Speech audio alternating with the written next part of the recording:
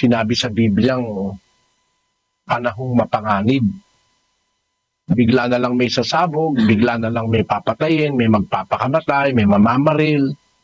Ito ay napakalaking dapat nating maintindihan na yung sinabi ni Balagtas, isa sa ating mga bayani ng lahing Pilipino, yung kapatid na Daniel. Opo, sabi po doon ay, sapagkat ang mundo'y bayan ng hinagpis, namamayay sukat tibayan ang dibdib, lumaki sa tuway, walang pagtitiis, anong ilalaban sa dahas ng sakit. Ngayon, ang mundo'y bayan ng hinagpis. Sa mundo, nagaganap yan sa ating panahon. Hinulaan po yan sa 2 Timoteo 3:1.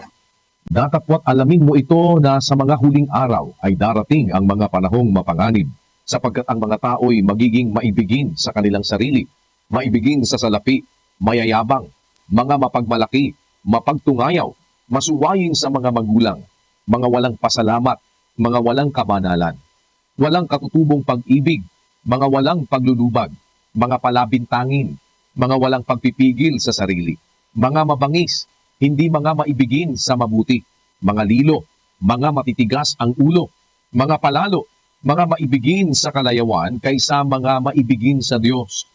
Ang kalagayan ngayon ng susidad ng tao, mga kapatid, kung mapapansin mo, parang nawala yung normal sa tao. Hindi na normal ngayon ang sitwasyon dahil ang katutubo po sa tao, ang tao natatakot na mamatay eh. Ngayon po, nagpapakamatay na talaga ang tao. Maski sa droga, nagpapakamatay. Alam niyang mapapasama siya pero nakakagulat, ano? Naging biktima ng droga. Katuparan nung sinasabi sa binasa natin na mas maibigin pa ang tao ngayon sa kalayawan, sa bisyo, kaysa pagkamaibigin sa Diyos. Yan po ay natutupad sa ating panahon. Kaya naman po sa isang nag-aaral ng katotohanan ng nasa Biblia, nakaka-alarma po yun. It is worrisome.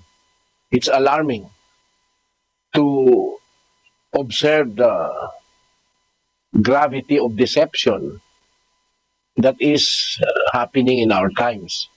Parang kung hindi mo alam ang nakasulat sa Biblia, parang ano na lang, maghihintay ka na lang din ng iyong oras